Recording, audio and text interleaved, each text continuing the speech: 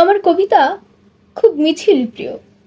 আমি যদি মারা যাই, যদি আমাকে ওরা গুম করে দেয়, তোমরা আমার কবিতাটিকে মিছিলে নিয়ে যেও। মিছিলের মাঝে আমার কবিতা ছাত্র জনতার পায়ে পা মিলিয়ে এগিয়ে যাবে। মিছিলের মাঝে আমার কবিতা অধিকারের স্লোগানে স্লোগানে সদ্য কিশোরের কণ্ঠ হবে। মিছিলের মাঝে আমার কবিতা আমার তরুণী বোনের হাতে প্রীতিলতা প্ল্যাকার্ড হবে। আমি যদি মারা যাই, যদি আমাকে ওরা গুম করে দেয়, তোমরা আমার কবিতাটিকে মিছিলে নিয়ে যেও। মনে রেখো, স্টেনগানের বিরুদ্ধে একটি কবিতা দাঁড়াতে পারে, রাষ্ট্রীয় সশস্ত্র বাহিনীর বিরুদ্ধে একটি কবিতা দাঁড়াতে পারে, সামরিক জান্তার বিরুদ্ধে একটি কবিতা দাঁড়াতে পারে, স্বৈর শাসকের বিরুদ্ধে একটি কবিতা দাঁড়াতে পারে। কবিতা কখনো মারা যায় না, কবিতা কখনো গুম হয় না। আমি যদি মারা যাই, যদি আমাকে ওরা গুম করে দেয়, তোমরা আমার কবিতাটিকে মিছিলে নিয়ে যেও। রাজপথ অপেক্ষা করছে নতুন একটি কবিতার জন্য, স্লোগান অপেক্ষা করছে নতুন একটি কবিতার জন্য, মিছিল অপেক্ষা করছে নতুন একটি কবিতার জন্য।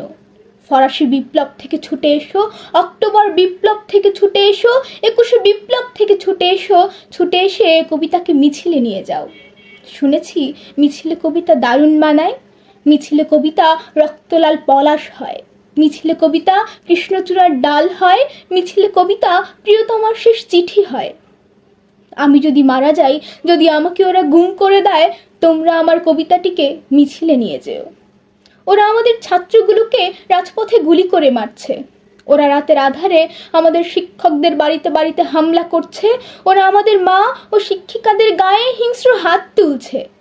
ওদের চাঁদ ও জ্যোৎস্না সম্পর্কে ধারণা নেই, ওদের আলোর গতি সম্পর্কে ধারণা নেই, ওরা বর্ণমালার ক্ষিপ্ততা দেখেনি কোনোদিন। ওদেরকে একটি কবিতা শোনাও। আমি জানি জনতার মিছিল থেকে একটি কবিতা কিভাবে একটি স্বাধীন পাখি হয়ে উড়ে যায়, উড়ে যেতে যেতে কিভাবে পাখিটি রাজার মুকুট নাড়ায়। তাই বলি, আমি যদি মারা যাই, যদি আমাকে ওরা গুম করে দেয়, তোমরা আমার কবিতাটিকে মিছিলে নিয়ে যেও। আমার কবিতা খুব মিছিল প্রিয়, আমার কবিতা ভীষণ মিছিল প্রিয়, আমার কবিতা দারুণ মিছিল প্রিয়।